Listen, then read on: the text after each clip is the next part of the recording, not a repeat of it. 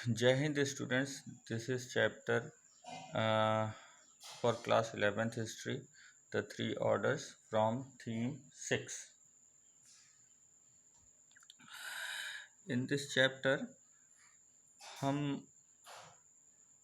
पढ़ेंगे 9th से 16th century के बीच में यूरोप में किस तरह से क्या क्या चेंजेस आए, जैसे कि उनकी सोसाइटी में, जो उनकी इकोनॉमी में और उनकी जो है पॉलिटिकल सिस्टम में। तो ये रोमन एम्पायर के डाउनफॉल के बाद मिडिल यूरोप में जर्मन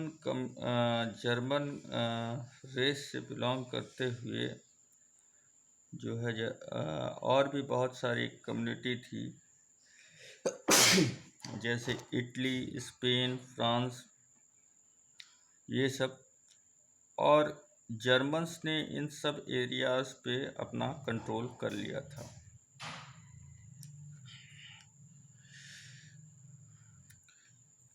एक्चुअली किसी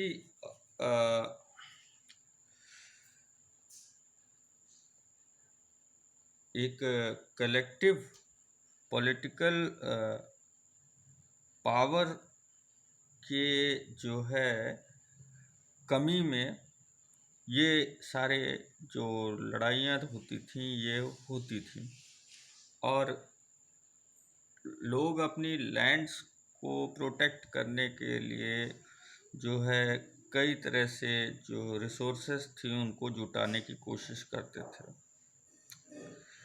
तो इस तरह से सोसाइटी का जो ढांचा था उसका centre point, focus point we can say that वो लैंड पर कंट्रोल करने का था। तो इसकी कुछ जो है स्पेसिफिक विशेषता थी, जैसे जर्मन कल्चर्स का या जर्मन रिचुअल्स में शाही रोमन जो ट्रेडिशन चले आ रहे थे उनसे लिया गया था। क्रिश्चियनिटी रिलीजन जो कि 4th सेंचुरी में रोमन एम्पायर का एक गवर्नमेंट रिलीजन था, रोमन रिलीजन के डाउनफॉल के बाद भी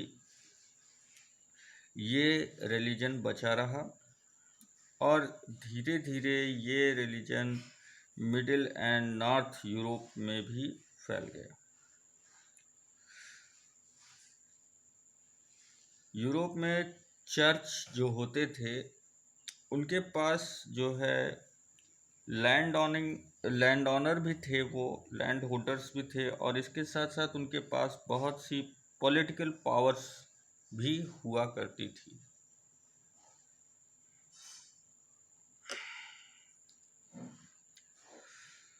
तो इस तरह से हम कह सकते हैं कि जो ये चर्च वगैरह होते थे ये सब एक तरह से पॉलिटिकल पावर्स को मॉनिटरेट करने का और सोसाइटी में एक तरह से मॉनिटरेशन करने का काम ये करते थे। अब हम यहाँ पर 3 ऑर्डर्स की बात जैसा कि कर रहे हैं, द 3 ऑर्डर्स, जो इस चैप्टर का मेन फोकस पॉइंट है। इसमें 3 ग्रुप्स जो हैं आपके क्रिश्चियन प्रीस्ट हैं, लैंड ऑनिंग नोबल्स हैं और पीजेंट्स हैं, जो किसान का वर्ग था, किसान या मजदूरों का वर्ग था। तो जैसा कि पिछले 100 ईयर्स के बारे में अगर हम जाते हैं तो बहुत कुछ हमें चेंजेस मिलता है, और इन चर्च का जो कि हम देख रहे हैं ये बहुत सी लैंड के ऑनर जो डिसाइडेड करना, प्राइस वगैरह या लीगल केसेस को एग्ज़ामिन करना, देखना, और उनसे जुड़े हुए कई डॉक्यूमेंट्स को बनाना, जैसे birth certificate, marriage certificate, death certificate, etcetera. तो इनसे सबसे हमें उसका स्ट्रक्चर और वहाँ की काफ़ी जानकारियाँ मिलती हैं, और ये एक सोर्स के रूप में भी हमारे सामने आता है। मार्क ब्लॉक ये एक जो है लर्नेड स्कॉलर हुआ करते थे, जिनकी डेथ सेकेंड वर्ल्ड वॉर में हो गई थी, और जो है इन्होंने इसके बारे में फ्यूडरल सिस्टम के बारे में बहुत कुछ बताने की कोशिश की है। फ्यूडरल मतलब सामंत, बड़े लोगों की सरकार, रईस लोगों की सरकार।